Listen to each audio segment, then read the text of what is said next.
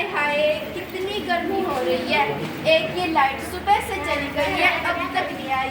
मेरा तो पसीना पहुंच पहुंच के बुरा हाल हो गया। अब क्या करूं? ऐसा करती हूँ वहां जाके देखती हूँ, वहां थोड़ा चैन मिलेगा। अरे आस्था बहन। हाँ अंजलि बहन। तुम्हारे घर में लाइट है? अरे मेरे घर में तो सुबह से लाइट ही नहीं आ रही। मैं तो पानी पी पी के थक गई। और ना हमारी कॉलोनी में कोई पेड़ है कि हम उसी की छांव में बैठ जाते हैं। अरे अंजलि बहन, तूने कभी पेड़ लगाया है? मैंने तो नहीं लगाया। अब ना देख, तूने कभी पेड़ लगाया ना मैंने लगाया। जब पेड़ ही नहीं तो छाया कहाँ से होगी?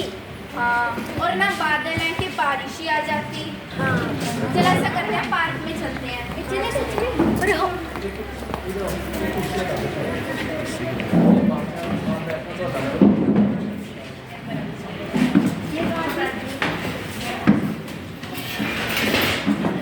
अरे तुम सब यहाँ, और नहीं तो क्या कर रहे? सुबह से लाइट नहीं थी तो हमने सोचा पार्क में आ जाए। अरे चलो बाहर की ओर तो बैठ भी जाओ। अरे देखो, लोगों ने यहाँ पर भी कूड़ा गिरा दिया। कूड़ा भी तो देखो क्या है, पॉलीथीन ना जो गलता है ना खत्म होता है। अरे रुको, मैं इसको डस्टबिन में डाल के आती हूँ।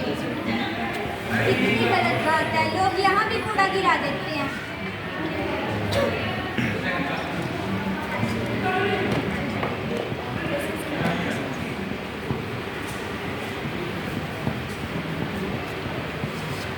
अरे तुम्हें पता है बाढ़ क्यों आती है? क्यों? लोग अपने घरों के कूड़े को पॉलीथीन में डालकर नालियों में गिरा देते हैं। जब बारिश आती है वो सारा पानी सड़कों पे आ जाता है, फिर लोग कहते हैं बाढ़ आ गई, बाढ़ आ गई। अरे हाँ, ये तो हमारे जीवन के लिए बहुत हानिकारक है। अरे मैंने सुना है कि ना प्लास्टिक रिसाइकिल हो जाते हैं, तो ना हमें प्लास्टिक इधर उधर गिराने की बजाय प्लास्टिक को इकट्ठा करके रिसाइकिल के लिए भेज देना चाहिए। अरे हाँ, ये तो हमें पता ही नहीं था। तुम्हें पता है पेड़ हमारी बारिश लाने में कितनी सहायता करते हैं? अच्छा, वो कैसे? पेड़ पौधों द्वारा जो जल अवशोषित होता है पत्तियों द्वारा वाष्पीकृत हो जाता है। इससे पर्यावरण में जल वाष्प की मात्रा बढ़ जाती है और पेड़ पौधे वर्षा लाने में सहायक होते हैं। अच्छा, इसका मतलब जहाँ पेड़ नहीं वहाँ बारिश भी नहीं। और नहीं तो क्या।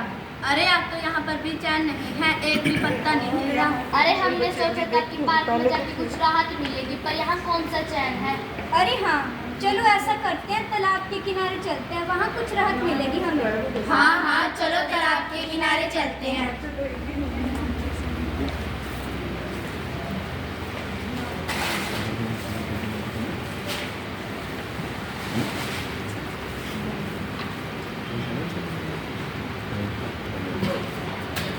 अरे देखो किसी ने सड़क पे ही कूड़ा गिरा दिया।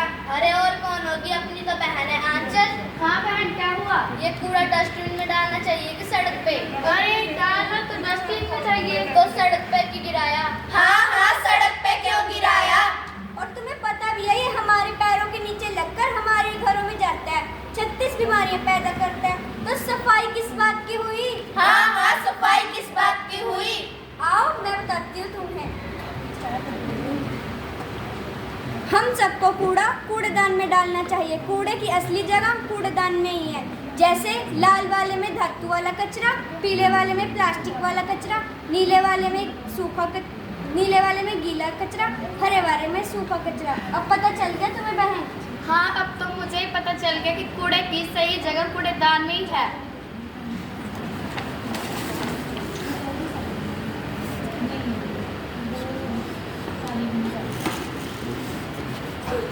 अरे गाय देखो के खा रही है प्लास्टिक। अरे अगर ये जमीन में जाता है तो जमीन को बंजर कर देता है, अगर इसके पेट में गया तो इसका क्या होगा? और क्या होगा? कैंसर होगा, कैंसर। अरे रुको, मैं इसको हटा देती हूँ।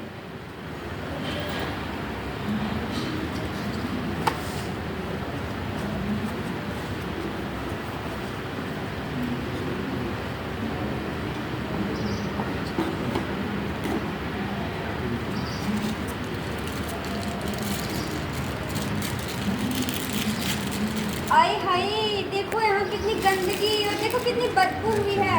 कहीं पर प्लास्टिक की बोतलें, कहीं पर पॉलीथीन और कहीं पर खाने के छिलके पड़े हैं। और लोग तो यहाँ पर घूमने के लिए आते हैं, यहीं पर खाना पीना करके जो बच्चा कुछ आता है यहीं पर गिरा के चले जाते हैं। अरे हाँ, और अब हमारे गांव में समस्याएं तो इतनी हो गई हैं, कहीं पर गंदगी है, कहीं पर पेड़ों की कमी। अब हम इन सारी समस्याओं का हल कहाँ से लें? अरे चलो ऐसा करते हैं, सरपंच पास चलते हैं। हाँ चलो।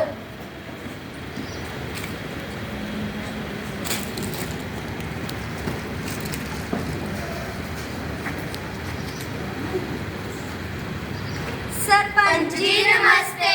नमस्ते बच्चों, नमस्ते। बैठो बच्चों।